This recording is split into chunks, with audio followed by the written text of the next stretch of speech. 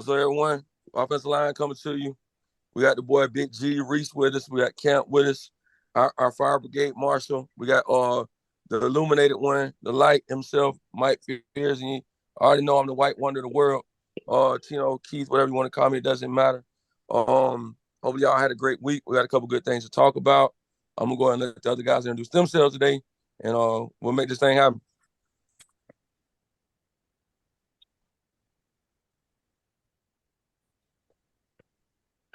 Christopher Camp. Is y'all not gonna introduce yourself? You want me to introduce yourself? I just did. But you kind of introduced us already. MV3. Yeah, I know. Just say hey, whatever. It's MV3. Mike Fears. Come join me in the quantum. Okay. What's up, and Big G, what's happening? What's up, I'm Big G. He keep lotion on deck because we learned for our first time. We good now. Yeah, man. So the topics we're going to discuss tonight is the New Age hippie love movement, also technology from here to now or now to here, however you want to put it. Mm-hmm.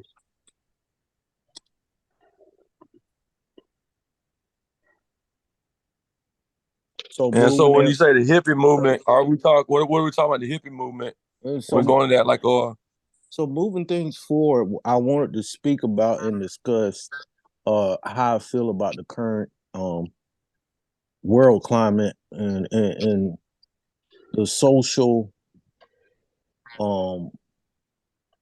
place that we're at as a collective. I feel like we're in a place where it's so reflective of the late 50s and early 60s with the hippies then and protesting and just the beginning of experimentation of drugs, which was back then at some was shunned and it was looked at as a negative things to do drugs. And I'm not telling anybody to do drugs. All I'm saying is they utilize this as a jump off point for human evolution during the time.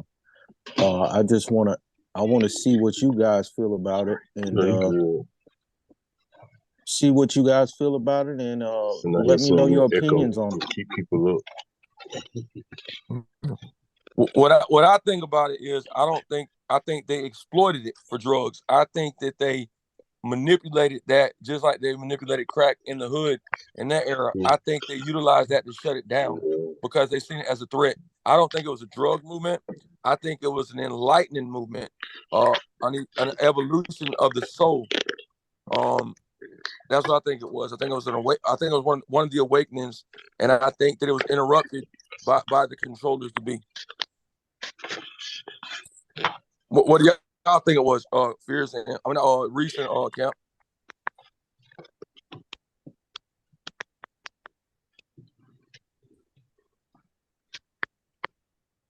What do you think that movement was, Reese?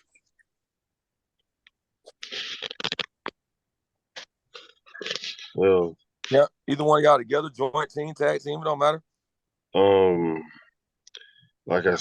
So back in college, when I was doing just research on drug physiology and classification, the literal definition of a drug is anything that alters your conscious experience. So the reading that correlated that from that movement was basically people back then were literally trying to explore ways to expand the depths of their consciousness because it's different from what's happening now, but not entirely so. Like, it wasn't necessarily about them chasing a rabbit, but that became the downfall of it. Like, it sort of degraded from, hey, we'll do this and dose this and measure this way to have these experiences and we record them and journal them, write about them, we formulate ideas and make songs and art related to it.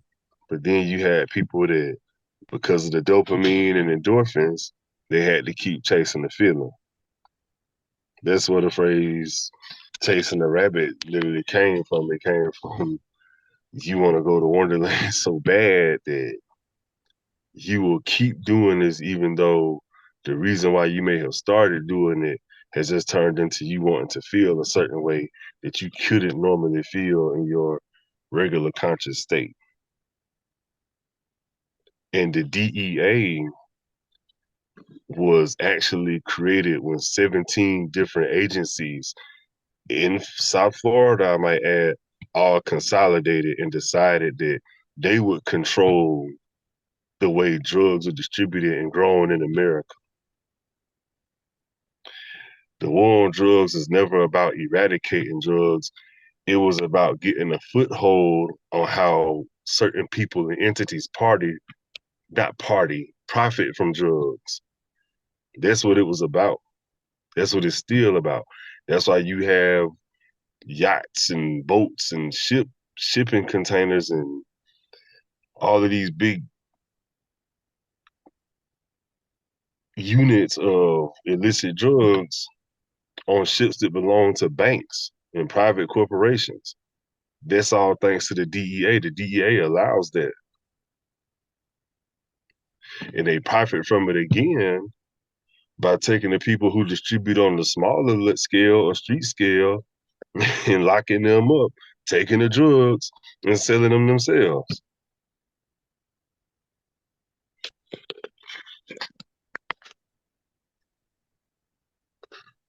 And they'll never tell you directly that's what happens, but I've been with different police captains and officers, and they literally said, yeah, we had $1 million bust. We aren't going to take the money and line our pockets with it. We're going to get new squad cars and guns and everything else.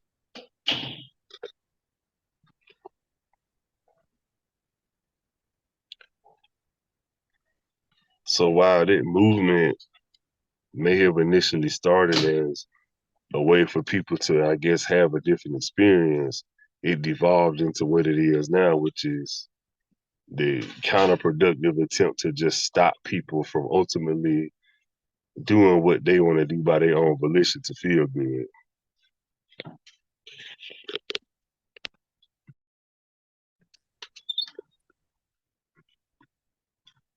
I kind of never really put drugs with that movement, but I guess it do go hand in hand with, like, you know, the blue one. Woodstock and stuff like that, and them taking like mushrooms and Take it out. Okay. Hold on. I don't know. I don't really have a lot of information on that.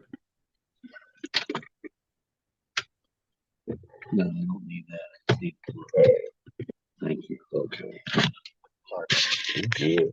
No, like I had to write a whole ass report on that in college, so I had to research it. I had to do the peer reviewed sources and everything. That's the only reason I threw that in there, because the creation of the DEA was always about perpetuating the drug war, so there will always be funding for it.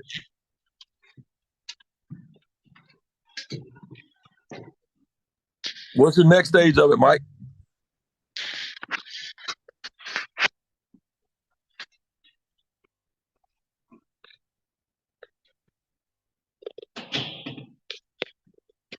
Okay.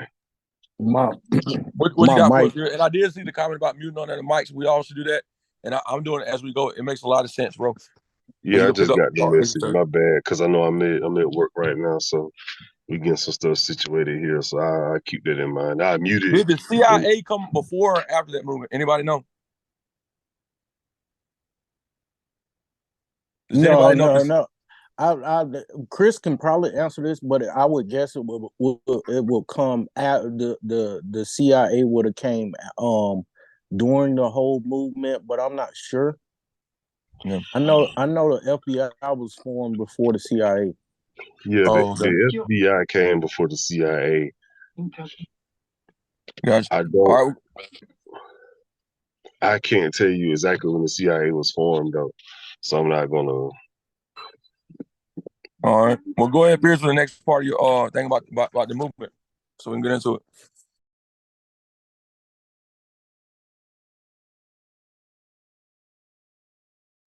So currently, with this new age movement, what spawns from there? I mean, I wish I can have a great prediction of where it's going to go.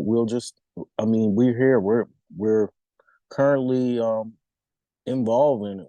We're currently experiencing it. So I haven't thought beyond the now as far as that topic is concerned to see where it goes. If I put more thought in it, maybe I have a greater answer later on. But right now, I'm not sure where it would go and what it's going to look like moving forward. But like I say, we're here. I'm grateful for it. I love to see it's helping push the limits of our social interactions and thoughts. So hopefully it continues to push forward.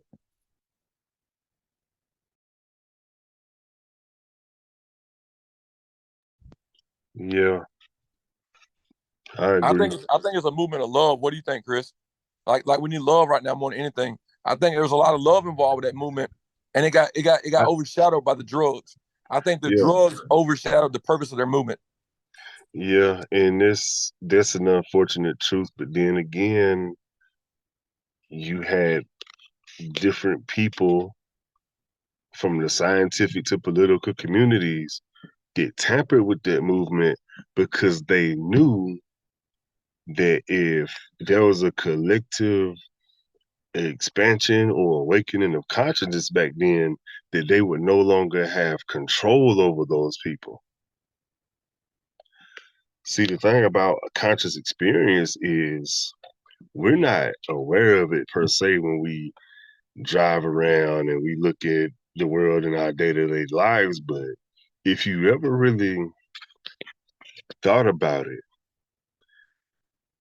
and you think in terms of signs and symbols and vibrations controlling reality, there are specific ones that remain constant. And back then, during that movement, they were breaking through that perception wise. So, had it not been tainted and interfered with, we may be on a different path than what we are. But as it stands, there's a rigidity to our society that you can't really see unless you actively look at it. What I mean by that is they were more, it goes back to what I was talking about using nature to expand your consciousness. And there's a lot of new age stuff that taps into that as well. But back then they were really into just reconnecting with nature. That's why they took their shoes off to plant their feet in the earth. And we know now because of science that when you ground your feet, you reset certain things in the body, and there are microorganisms you can absorb through the soil that will help you fight illnesses and all kinds of things. So it's science backing this stuff up. However, now it's things are more automated. Technology is kind of the overseer for us. There isn't a one conglomerate of person that does it. It's our own technology. Hey, Chris, before you go into technology with it, can we revisit the health part of it if you don't mind? Because I got Yeah. something that my grandma taught me that I think you make an answer. Okay, go ahead. All right, so my grandma said in that movement, this is crazy. I just remembered it like that spider sense on my arm. Like, look, see my spider sense? I got a Peter Parker shit. So my spider sense is sticking up. So my grandma said in that time frame, I forgot about they took their shoes off. They didn't only take their shoes off, they took their socks off, right? My grandma said this, they were grounding themselves. My grandma said your foot tells all. It's called the heel. But is it Heel or is it Heal? My grandma said your heel is a big component to everything. Then in the inside of your shoe, they got this thing called the sole. My grandma said this is Soul. They changed the words. My grandma said words are spells. If you believe what they are. My grandma said this is the connection to our body. And the grounding yourself to the ground because we're like electric beings is important. I never thought about that with that movement until you said what you said. And my grandma always said being barefoot was something that freed yourself of the constraints that they gave you. And so, can you speak on that part of it? Yeah. This is why in America, like we, we love shoes. There's a lot of sneaker cultures in America, and there's nothing wrong with that.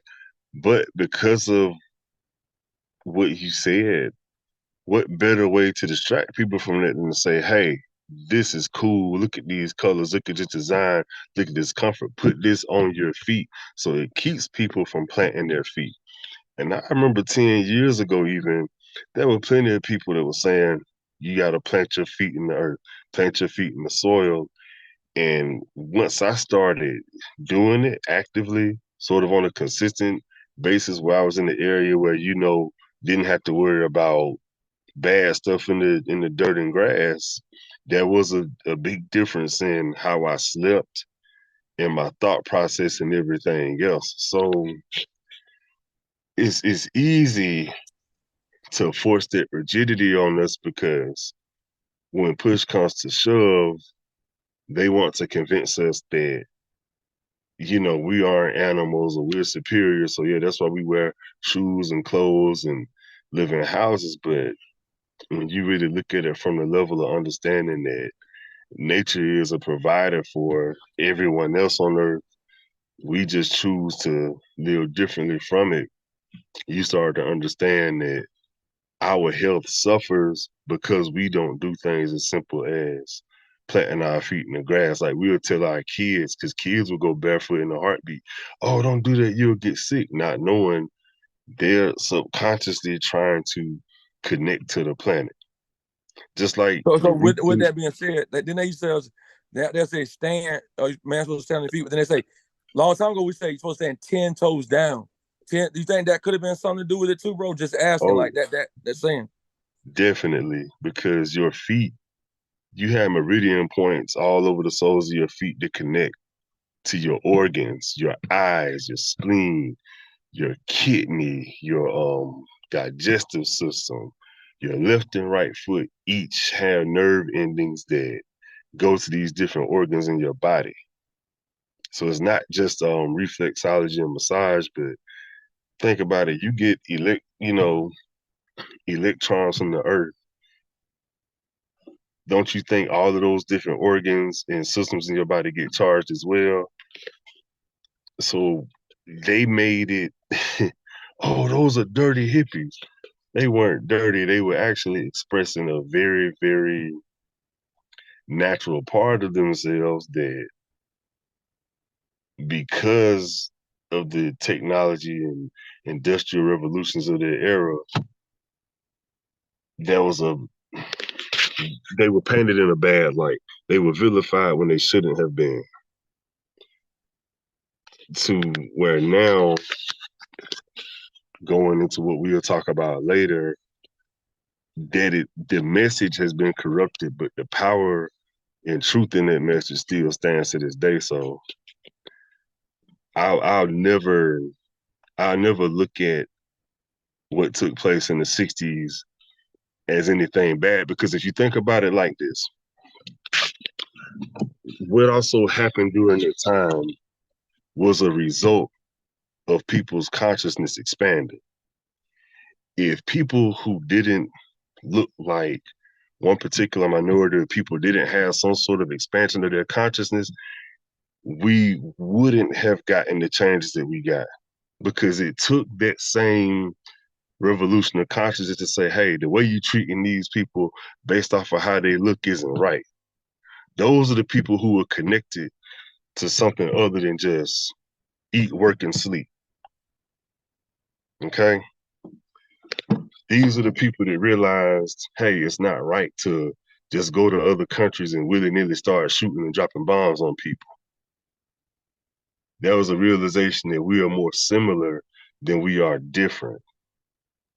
Yeah. You're right. Hey, Fears. One thing about that movement, bro. Do you remember the Woodstock concert, Fears?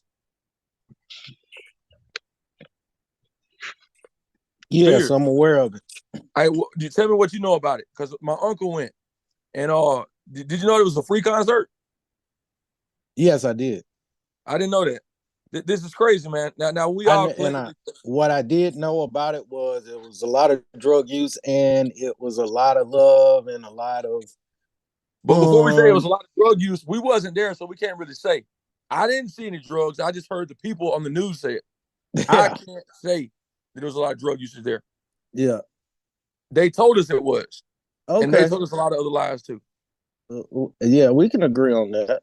But Yeah. I did want to step back for a minute and bring about something that really captured my attention with this current new age hippie movement and the injection of and returning back to using natural medicines. We got a lot of master teachers out there who's teaching natural medicines and proper utilization of natural medicines, and we got a lot of uh, practitioners of natural medicine who are getting accreditation through well-known schools. Um, I wanted to ask Reese this because I know he's familiar with the current utilization of natural pathic medicines and what has it done and what is your experience with the uses of it? Hey, before Like you ask her, that question, Reese, can I ask Reese one question about the concert that goes yeah. along with that? I think. Go ahead. Hey, Reese, can I ask you about the concert? Go ahead. So the rain out they had that day, there was no rain in the forecast anywhere, and the significance of the rain that they had, Reese, how bad it was. I don't know if you ever seen a video. What do you think this was, man? When we just came out of Vietnam, what do you think about the weather then? Because you don't know a lot about the Hippie movement, but I know damn well you know about this one. So talk to me what you feel about the rain that day. How much with no rain in the forecast at all? What do you feel about that, Reese? Or what do you think? Coming out of Yeah, Vietnam. I feel like that could have been HARP generated, Yeah. especially if it wasn't in the forecast. It That's wasn't in the forecast at all. No, not even a what rain I'm shower. saying. I feel like it could have been HARP generated.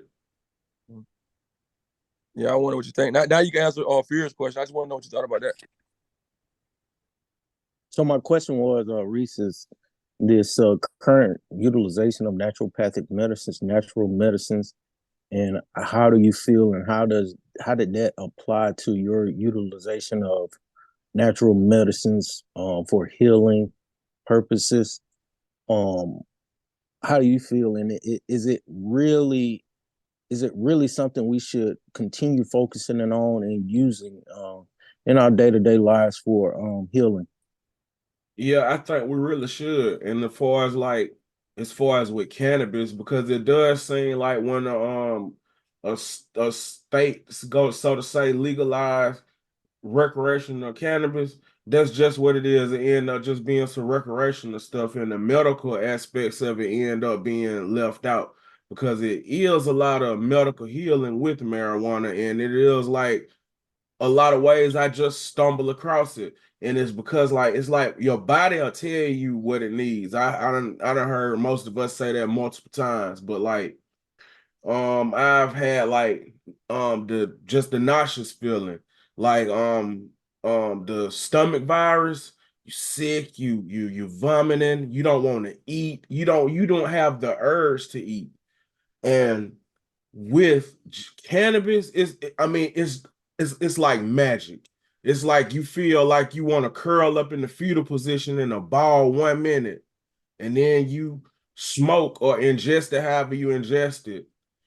30 minutes later, you puke one more time and you start to gain the appetite. It start to make you feel a whole lot better. And then like when you have like certain different types of arthritis and the pains, it's like it's kind of like I can't say the pain goes away, but you really forget about it for those few hours. I really think we should go back into what is made for instead of just recreational. I'm finna bust a freestyle to this. You know what I mean? And then I feel like the mushrooms are the same way because like I'm taking the mushrooms and it's like it was trying to tell me. I honestly feel like the mushrooms kept making me young. It was telling me go to sleep, go to sleep. The best part of this is when you have the dream. That's what I got from it, and I didn't really want to go to sleep. I wanted to stay up. So I don't really have a lot of information with the mushroom part of it, but with the use of THC and cannabis, I know it has a tremendous world that we really need to explore on instead of like them just I guess classifying it. Don't they, isn't it like a Schedule 1 drug? Yes. It's a Schedule 1 drug for some reason. The same as cocaine and heroin, I guess. Cocaine might not even be a Schedule 1 But drug. that's because they're the ones that carry. They're the ones that create the scale for the drugs. So until they Right. can tax it, they don't change it. Because liquor was a drug, cigarettes were a drug, and a lot of other things were drug. Even castor oil was a drug. Hemp was a drug. It's a lot of different things that were drugs controlled by the system that's controlled by the controller itself. So the schedule of the drug is because of the person scheduling it. Don't get infatuated with the what level it is, because they're the ones that control it. If that makes sense. Yeah, it make a lot of sense, but it's just something you keep in mind when you possess something, when you're dealing with these laws around here.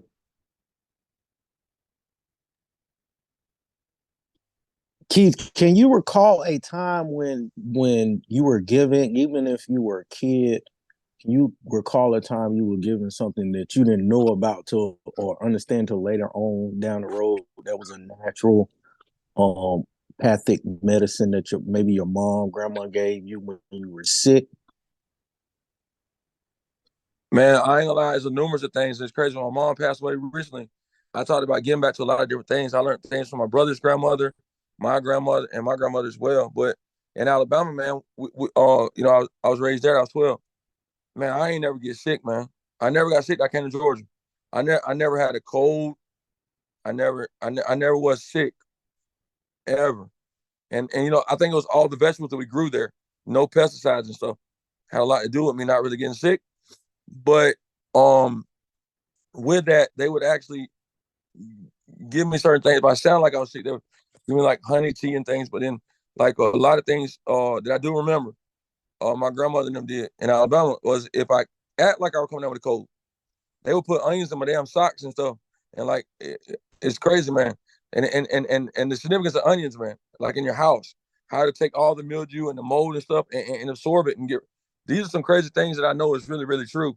And the onions in your foot. And when Chris talked about the foot a while ago and being barefooted, it never registered to that moment the significance of this, the significance of an onion and what an onion actually is insane and what it does to your body. So eating onions is really good too because it'll attach toxins to it and take it out of your system. I in Alabama, man, I used to have to take laxatives and shit. Like even though I was a kid, I don't know what this was about, but I never got sick. I came to Georgia.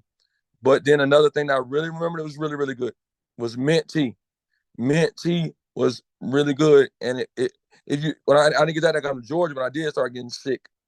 And I remember actually having pneumonia in the hospital when we had that blizzard that April. I had to walk to the store to get some kerosene, and I fell in the creek. Man, I was soaking wet, man. And I came home and I ended up getting pneumonia. I was hospitalized, and I remember coming out of that like it's the first time I've been sick, and I was hospitalized. And I remember my grandma blaming herself for it, but like I just remember remedies, man. Like there's a lot of different remedies that I can't recite now, but like when if other people were sick, I remember my grandma being on the phone and telling them like, take some honey and do this and do that and warm salt water. If you had, I don't know if y'all know about this one, like warm salt water, if your throat was messed up or whatever. But what I'm going to tell y'all now, the next thing is it might get in trouble. I'm sorry if we get in trouble, but this is important. Y'all ever heard of this thing called borax? Yes, I'm Yeah. familiar with it. Have you ever heard of it, Reese? No, I've heard of it, but I don't know where. It's some I know subconsciously if I heard that before. Where have I heard that? All right, so I don't know where you heard it, but I'm gonna tell you what's going on with it. So my aunt Deezy had cancer, and this motherfucker was taking borax salt. Now this is a true story. I was there. My grandma called you right now. And said they give her borax salt. Something ain't got cancer no more, and I don't know how or what or whatever.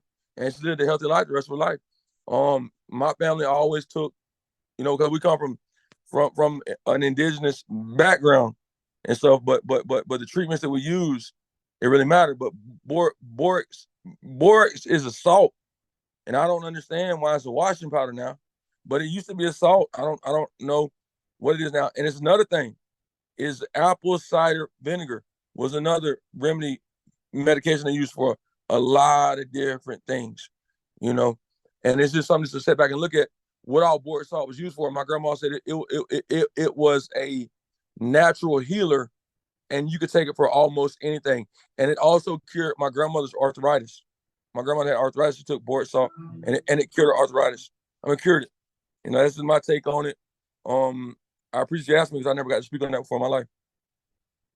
One thing about that I want to touch on, I don't know. This is natural, but somebody in my family, one of my cousins, I don't know if they had, I think it was poison ivy or something, and they broke out real bad on their face. And this remedy was so specific, it seemed like a spell to me. My grandma said, when you first wake up, take that first urine, that first pee, and wash your face with it. They did it and it worked. All that it went right away. Yeah, that actually works. Urine is like a bleach, bro. It's a purifier, and a lot of people don't know that. My family used to tell when people were pregnant, Reese, crazy story.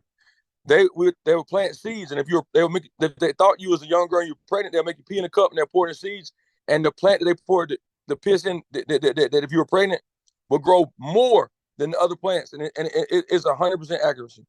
And the urine, it cleanses face. It's like it's like a bleach kind of sort of. So this is what it's for. But them telling you that it's certain peak times that our body hasn't awakened yet and done certain things. And my grandma and them did the same way.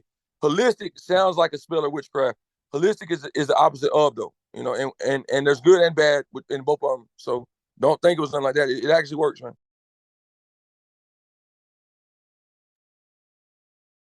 Chris, we're gonna give you the floor to answer that current topic. That was great.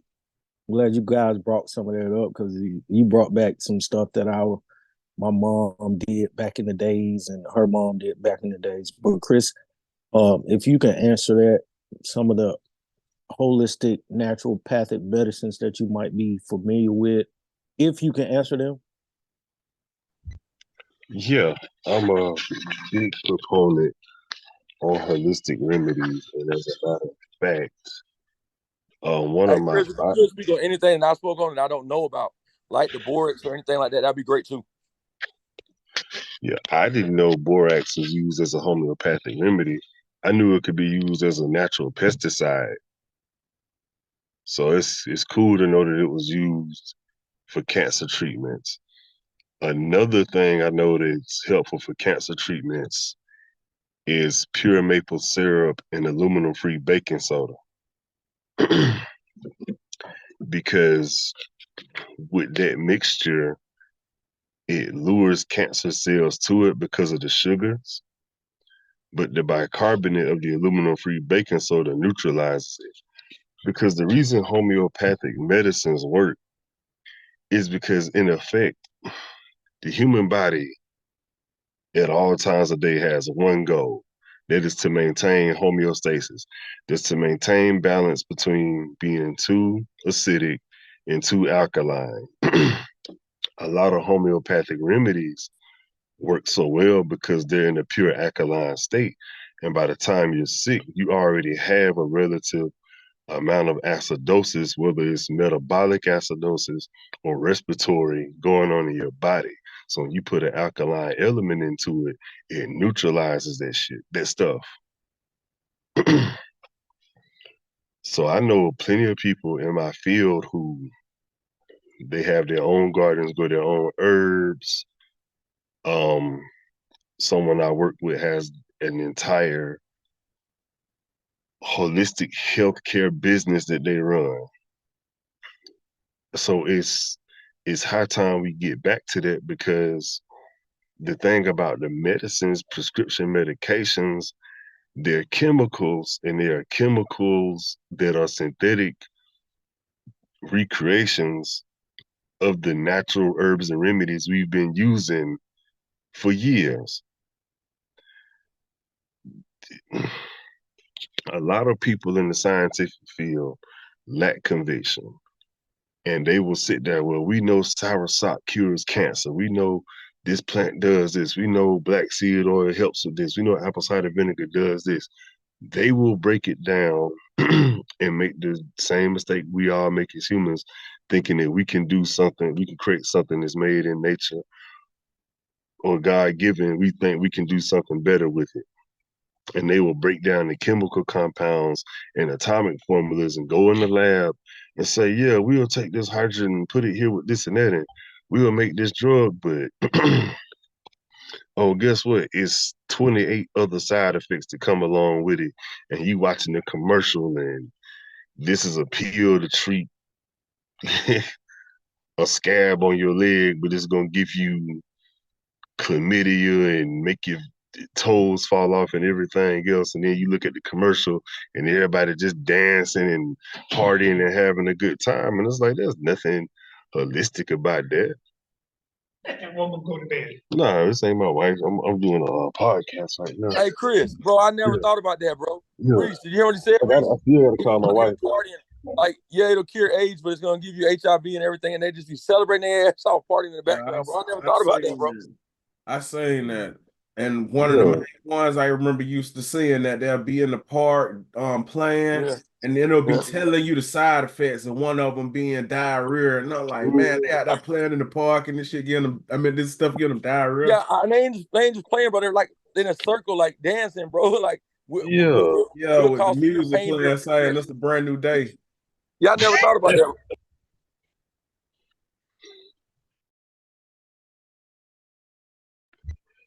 Kudos, Chris, to your peer, your coworker who's out there helping humanity by starting his or hers own holistic practice. That's a beautiful thing. We're gonna move on to the next topic because we're almost at the top of the hour, and I just want to take a few minutes on this topic. It's technology from then to now, and how it has affected you personally. Can you name something that really had a profound effect technology-wise on how you live? Because right now, technology has so much influence on how we socially interact, and also how we go about our day-to-day lives, and also how we go through and we are participating in the medical field or participating in getting healing in medicine, modern medicine. So for me, I can say that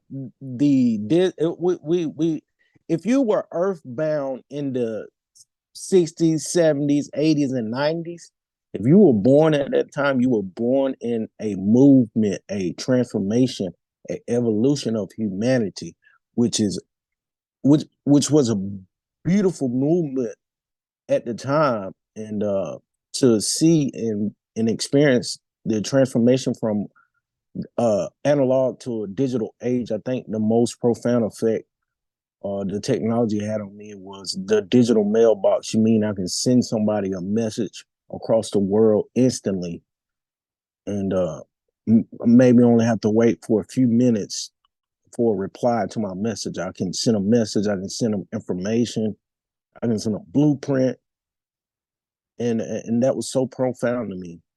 But if each one of you guys can just touch on that subject and what piece of technology had the most profound effect on you during that time, or even currently.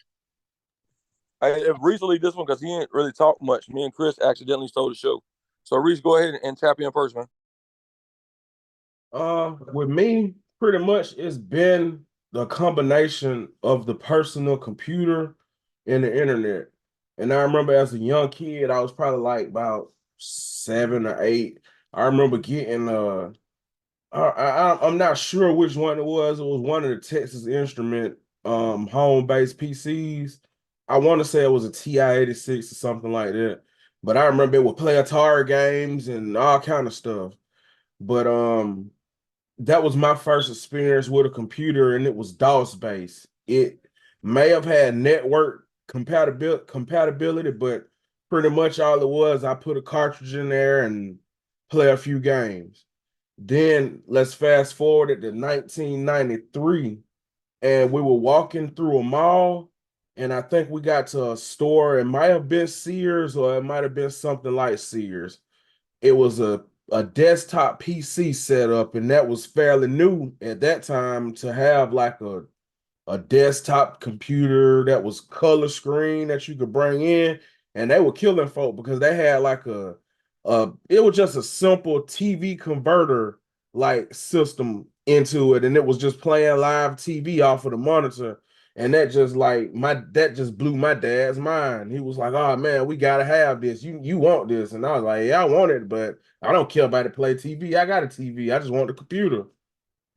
And it changed my life right there because it was like I've got to watch every single version of Microsoft Windows since that one, and that was like I think it was like Windows 3.1 or something like that. The way it was Microsoft DOS based. I had to you turn the computer on and it just go to a black screen with C, the DOS prompt. And it's like, okay, well, it type in Windows and now Windows pop up. It was that long ago, and it's like to where now that used to take like 15 minutes. You press the power button to get to Windows to where you can play solitaire or pull up your dial up and connect to America Online, which was a totally different experience of going on the internet back then as it is now. To where when you press the button right now, your PC is on in like 15 to 20 seconds, and you can connect to a million other people. Back then, it was a lot of people on there, but it wasn't like how it is now, to where everybody is connected from their phone to their tablet to their PC, from their watch, from their refrigerator, washing machine. Everybody is connected to the network now. And the crazy thing is, I feel like all these devices connect through the internet through different frequencies now. And I feel like all these frequencies that we have to connect to each other with through these devices, I feel like some way we are supposed to naturally be able to tap into these frequencies and communicate with each other, because I feel like the devices that we have now that utilize these frequencies, like they have to go get regulated. Like if this router wants to come out on this new frequency, let's say 8 gigahertz band, it has to contact the FCC, do all these tests to see, can this frequency connect to these devices without killing these people real fast? Because it's gonna kill them anyway or hurt them anyway, but not so fast. Do y'all kind of get where I'm going? Like where I'm kind of branching off to? Yeah. Yeah, 100%. What do y'all think about, like outside of just technology growing? What do you think about these frequencies? Even back to when we had our Um. 2.4 gigahertz wireless cordless phone. Before we go into that, would you ever thought you'd be the guy that works on everybody's computers and stuff? Because I know you haven't really mentioned that yet. Did you think back then that you would be who you are now with computers and stuff? Did you honestly think back then you were into it? Was it intriguing to you? Was it something that said, Reese, this is where your future's at, or what? Like, because you can build a whole computer. You ain't even talked about this yet. Yeah, but back then that made me think like, why don't they just do this shit themselves? Like everybody back then pretty much had the same computer, a Packard Bell type computer, and everybody in my family pretty much had that same computer. So when my computer messed up, I would take I looked at it and said reinstallation disk. Insert this disk and press F1 and let it do its thing. And I follow the prompts. And whenever I got in too much trouble with my PC, I grabbed that disk and I recover my system, the recovery disk. I never understood why nobody knew how to use their recovery disk. And that a lot of money because nobody knew how to use their recovery discs. So you saying they can't read or don't want to read? I Or fear? I don't think they understand what recovery means. Look, this go back to a story where this guy, he works on ships, right? They bring the ship into the dry dock. He pulls out his oversized wrench, bang on it a few times, right? And the ship worked properly. You know how much he built them for 15 minutes of work? It ten was a lot of thousand money, dollars. but I know this. $10,000. Yeah. Yeah, And they were you're like, why right. did it You're cost right. so much? It You only bring up takes a so much time. valid point, Reese. We don't read instructions. We don't want to follow instructions. Even if we read it, we're not gonna follow it. That's why it creates jobs for people, because a lot of people just don't have the mental capacity to even go that far. It's like some people got the mental capacity to work on cars. Be like, yeah, if I could do that if I really wanted to put forth an effort. But I'm not the guy to put forth an effort. That's why I That's pay crazy. You somebody said else it to creates a do job, it. but that's job security. That's job security. I never, Yeah. yeah, it is. Wow, I never looked at it that way. So Reese, you knew job security back then, bro. But inadvertently, bro. Like, that's Yeah, crazy. but one thing that I didn't jump on, and it was one thing that I wanted to do that I was scared to do, and I wish I did, but at the same time, I'm kind of glad I didn't. When that Bitcoin thing popped off, and just for signing up back in like the early parts of it, you got a certain amount of bitcoins. But let me branch off into another thing. Mining bitcoins. Now I've seen like these Instagram people and everybody say, "Hey, come talk to me, tag me. I'm gonna tell you how to mine bitcoins." I don't know about what they're doing. When I see that, I know it's a scam, because as far as I've always known, mining was using your PC's hardware, like the processors, i.e., your processor like your CPU, but the most powerful one, your GPU. Your GPU, like what's in your PlayStation and Xbox, that's the most powerful crypto mining processor that you can find. And I'm not saying that's one of the reasons why I like to build gaming PCs, but it's one of the reasons that gaming PCs are so expensive, because there's people out there that just buy the cards and they put it in these rigs just to mine Bitcoins. But your PC can just sit there and they can use, I don't know what they use it for, but it's like they use like a kind of like a hive-minded processing type of shit, to where they use all the processing powers combined to do Lord knows what, but they tell you're mining bitcoins. They no telling what they're doing with their processing power, but you gradually gain bitcoins. And over the years of fixing people's computer, I was like, man, I just came in here and spent the hour of my time doing this, and I'm only making this. I ought to put my mining program on their computer and just tell them just to leave it on. All 65 customers I had back then since 2000 and whatever it was up to this point. But I was, Dude, if you would have did that, you would have been super rich. It would Super have, rich. if you would have applied that, it would have been brilliant. But but I always thought like, right now, currently, to mine a Bitcoin, it takes a lot of power just to mine a piece of Bitcoin. So, but I wanted to step back for a second, and go back to that ship story. So they didn't pay for that. They didn't pay for they didn't pay for the guy's muscular ability to bang on that ship. What they paid for was his knowledge. You ain't paying for the muscle, you paying for the knowledge that he has. So when somebody come to you, or you asking for a service and they charge you, oh, you think that's too much? No, you paying for the knowledge that they got to get whatever problem that's created solved. So anyway, let me digress. I talk too much sometimes. Go ahead. oh nah, that's perfectly fine. But Hey, yeah, but I did hear that the thing drain a lot of power though, Reese. I heard they drain a lot of power, bro.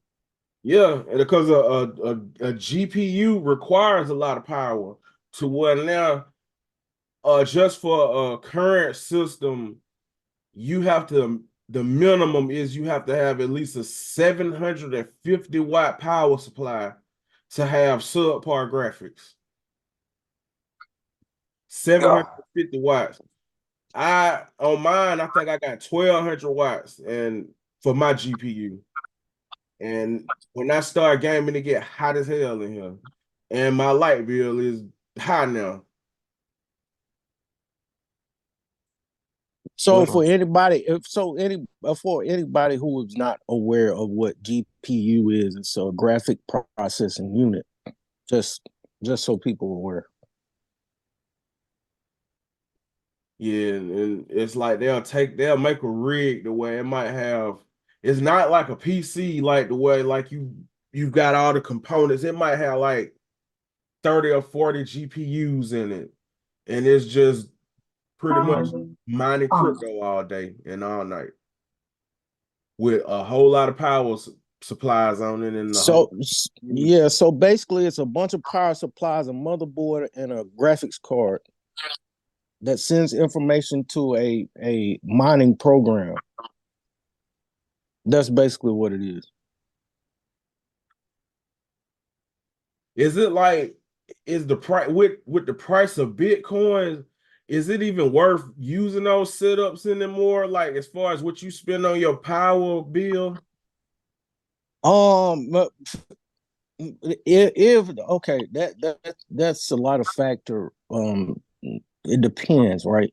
So if Bitcoin is projected to go up to 150,000 in the next 10 years, right? In value.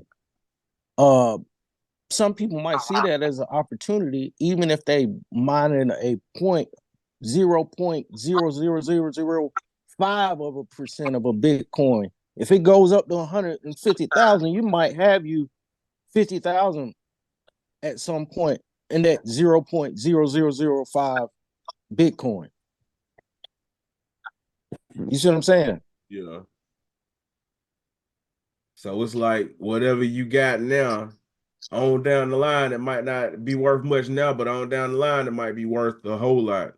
Exactly. So back then, when in the early when Bitcoin first started, you would get for $100 thousands of hundreds of thousands, if not millions, of Bitcoin. That's why people had it, and then they were like, "Yeah, I bought it back in such and such, and it's worth X amount of millions of dollars," because they bought it at the point that it was less than a penny, so they could spend $100 and get a million and let it sit for 10 years, and it grew to what, you know 40 million or 50 million.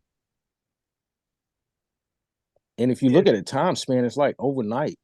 Right. And like That's a good return on $100 investment.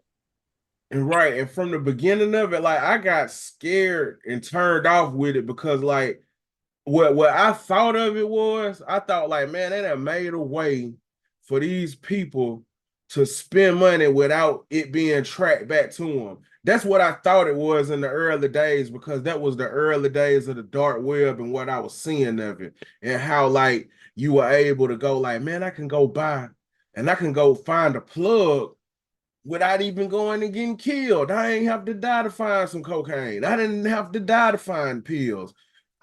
They didn't run off on me. I actually got what I paid for. And it made it to where like it just made it easier for like people who were already connected to the dark life to network better with each other. Because like it's like as soon as you go to jail now, somebody gonna shoot you an iPhone and you're gonna get you some Bitcoins and I was about to say the same thing. I was about to say that. it is so crazy. And when Tino was saying I was looking on the dark web, I was like, oh no, Tino, get off of there. When I ain't gonna lie, I messed with it a little bit. I got a whole different browser. I went and found a good VPN. I always say I was in the Philippines or somewhere, and I was just browsing like the what was it, like the Silk Road, like the store that kind of like the, I don't know what you call it, but it was like the store pretty much. Like it had everything, and I was just looking and browsing. I didn't too much go into anything or click into anything or go into any chats or nothing. I was just browsing, like looking at the interface, looking at all the stuff I can click on. I was like, man, this is crazy. You can literally purchase everything. Next day I woke up, look at my email. I'm like, your package will be delayed till tomorrow. I said, delayed till what the hell did I order? I go look on Amazon. I got 2 PlayStations coming. I said, oh, I log on to Amazon. Hey, cancel that order. I didn't mean to order no 2 PlayStations. But How they you were ordered coming. 2 PlayStations? I didn't. She said, well, they coming to your house. I can go ahead and cancel the order. So I said, yeah, cancel that because I didn't make that order. That was fraudulent. Okay, so am I understand you don't want the other 3 either? I said the other 3, and it's like they went on there and Who paid seen for that? they Who were paid about to for it? it was about to be billed in my Amazon account. Wow. And that was just from me browsing. I didn't I don't know how, I don't know. I did it from a separate laptop with nothing on there. I didn't think it was connected. That was what I was saying, man. Them people that's on there are something on another level. I don't recommend Tino going on there, like looking around at all. Oh my God. So Keith and Chris, what's y'all opinion about cryptocurrency since we on that subject? Interesting that, you know, what you said about Bitcoin, your suspicion about it being used to just make illicit purchases without being traced. There is a cryptocurrency that exists just for that purpose. It's called Monero. Any of you ever heard of Monero? Yes, Monero been around for about 8, That 9 years, if not more. yeah, Yeah. Monero is pretty much like It's one a of the, it's a privacy token. yeah, and it's pretty much what people use it for is when they want to make illicit purchases, and you let your imagination run wild when I say illicit purchases, but that's pretty much what that's for. I think that's one of the top currencies, top cryptos on the dark web. Um, While we on you, you got to answer the question. Well, what had the most profound effect technology wise in your life? this is gonna be kind of funny, but I gotta be honest. This the Sega Dreamcast. Anything you want to say about the Sega Dreamcast?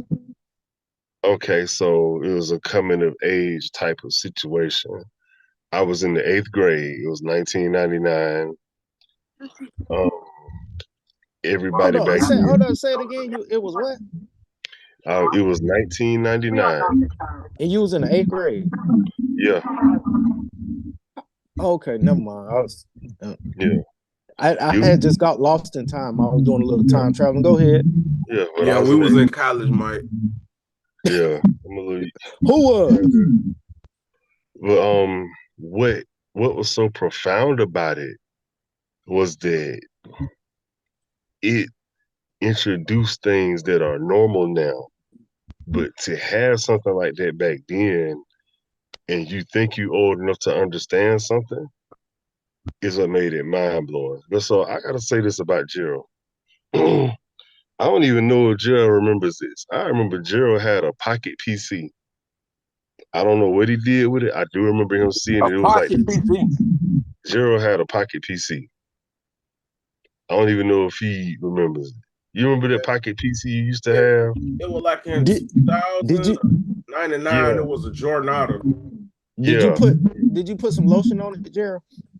Nah, I ain't getting no lotion on it. And I ain't had that thing long enough to before somebody bought it. How'd you get it, bro? How'd you get it? Man, I really don't want to speak on how I got it, but the person who had it didn't know what they had. Yeah, and I remember you shared it, and I was like, wow, this.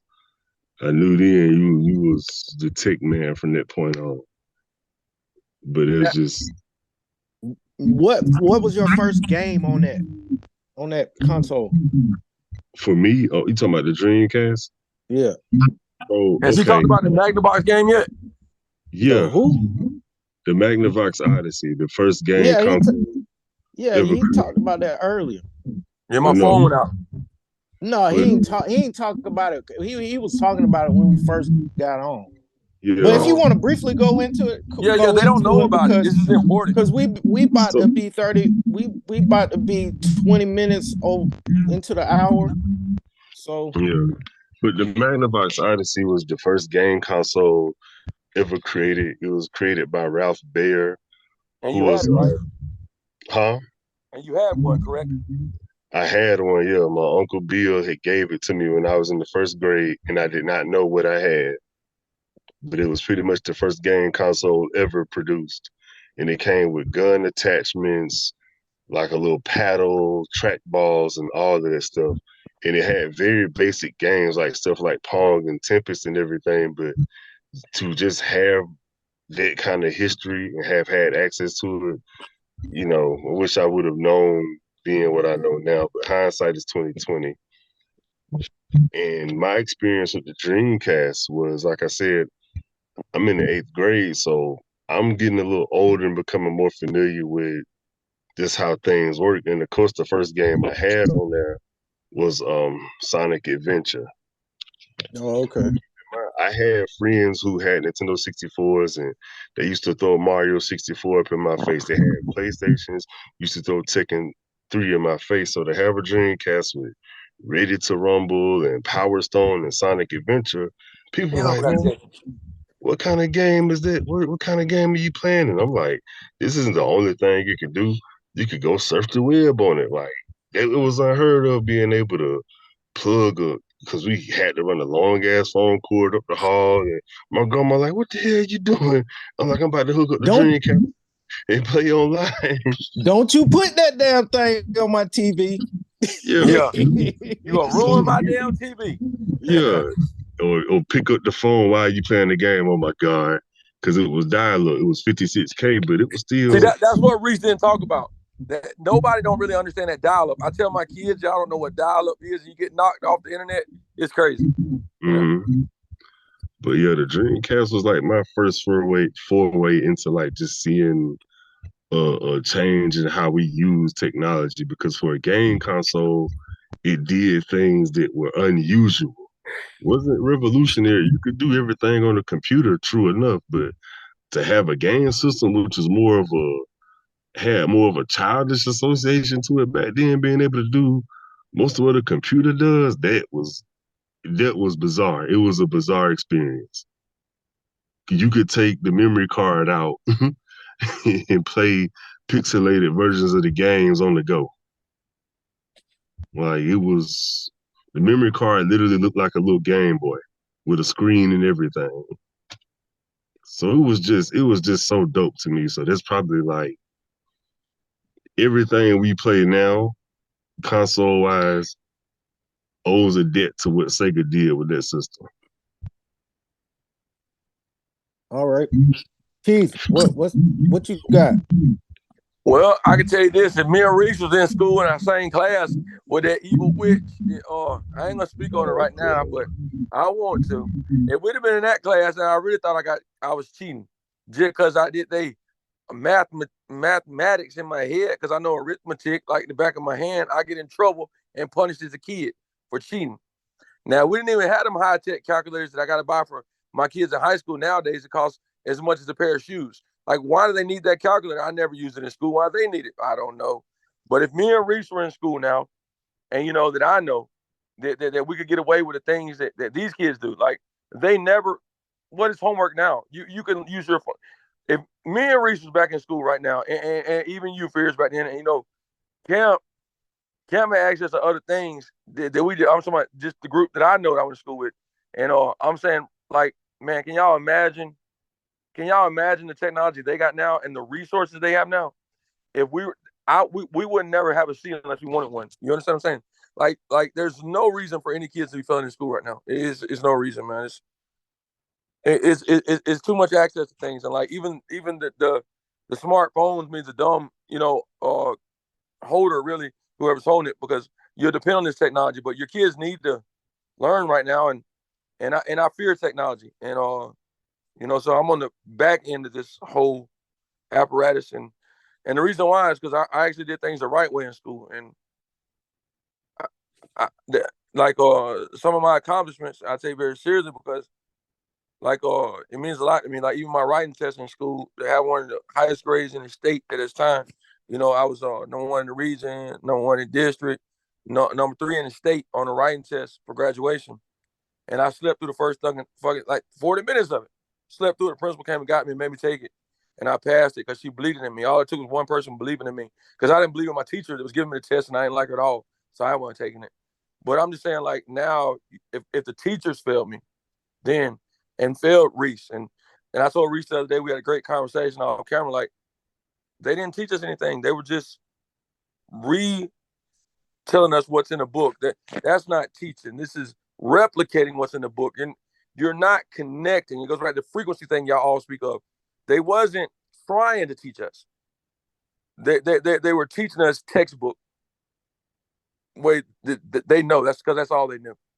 And for me, technology, there's so many different advancements in it, which it is vast, endless amount of these things.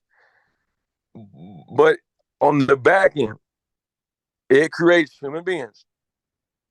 They call themselves smart and think they're superior, but because of it. Because Chris Camp said something one time to me. He was like, the worst person in the world is an idiot who thinks he's a genius. But he said it in his own Albert Einstein methodical mythology ways, and it was very accurate. Fears, and when you put a dumb person in charge and make smart people remain silent, this is the crazy thing. And for me to be in this group with my three amigos right here, uh, it means a lot to me, because all of y'all have had to dumb yourself down and not even entertain certain what they want to do arguments. See, unintelligent people will argue where we all can debate.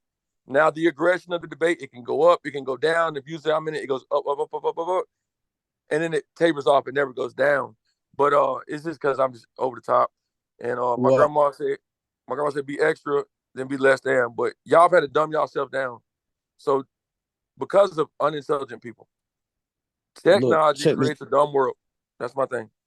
I'm That's my glad take. I'm on you because I got a real tough question, and I know I need a tough person to answer this. Where do you see technology 100 years from now? I hope it's gone. And when I say it's gone, I know this is going to tickle Reese's fan. I'm not Reese's fancy and Chris's fancy for sure. And y'all might not know what a fancy is, but I didn't either. And I got mine tickled and I like it, so y'all like it too. So I think it's gonna go back to the analog era, and I hope it stays there throughout. This is what I hope, and I think this is good. That's as far advanced as we need to get, because when you get into virtual reality, you forget about your real reality, and this is a harsh thing to accept. And my grandma says reality is often disappointing, and this is where we're at, man. And I know you brought this up the other day, Fears, and it's a sad world when Reese goes home, or Camp goes home, or Tino, or Fears, and they got to plug into a virtual reality to relieve the reality they live in to find peace. This is a sad world for humanity and mankind. It's not where I want to be. You know. I know this wasn't the answer y'all was expecting, but I'm the new age like Messiah type thing. I gotta speak differently, so I can't follow y'all geniuses perception that I don't want to go primitive caveman, but I mean, I don't want to lose everything, but if we did, I wouldn't be mad at all. But I think analog era is a good era, man. All right, And I I think tech. appreciate. Oh, I appreciate. one other thing that's very important. I think that text messaging and technology has really really significantly had an impact on suicide and depression and all this other anxiety and social inabilities. I think that this has allowed people to hide behind technology. Just had that in there. All right, I appreciate your answer. We respect all answers, and we might not always agree, but we can agree to disagree and move forward. So we almost 30 minutes into the hour. Y'all know what time it is. In closing, Chris, Keith, and Reese, anything y'all have to say in that order? Yeah, I would like for all of us to leave a movie with someone and tell them why they should look at it. My movie of choice is The Boys from Brazil. This will explain a lot what's going on in the world today. It's a kind of slow-paced movie compared to now. It's on Peacock and some other outlets. I suggest someone watching that. You won't be disappointed, but pay attention to the details. And I love y'all. Appreciate y'all. Appreciate the whole gang. Y'all are the greatest.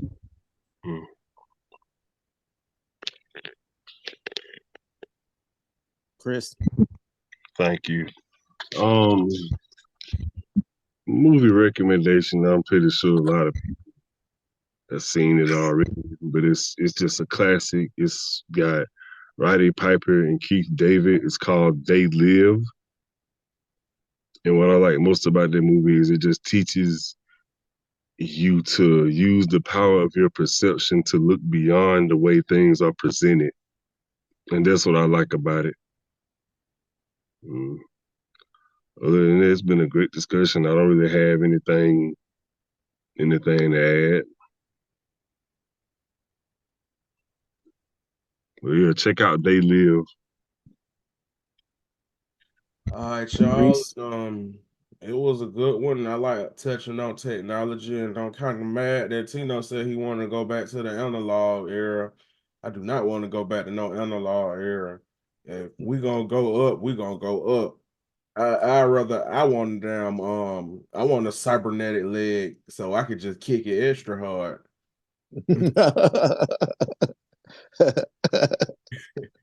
But what yeah, your movie recommendation. my movie recommendation is I saw it last night. It's I think it's a black, it is pretty much a black movie, but it's called The Book of Clarence.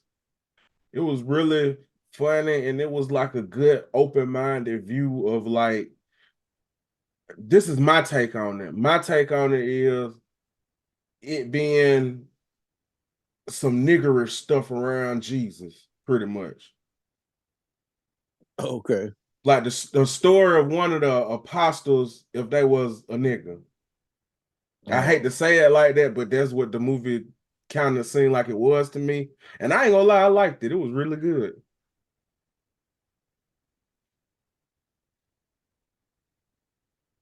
So I guess that's on me. And I guess my movie recommendation really I'm gonna just throw this one out there because this is the first movie I thought of. It's The Age of Adeline. I don't know why I'm saying this movie because I don't even remember it, but I feel like it's something that somebody needs to hear. It's The Age of Adeline. That's the name of the movie. On behalf of the guys of Offensive Line, I am MV3 Multiverse 3. Come join me in the quantum, and we are signing off.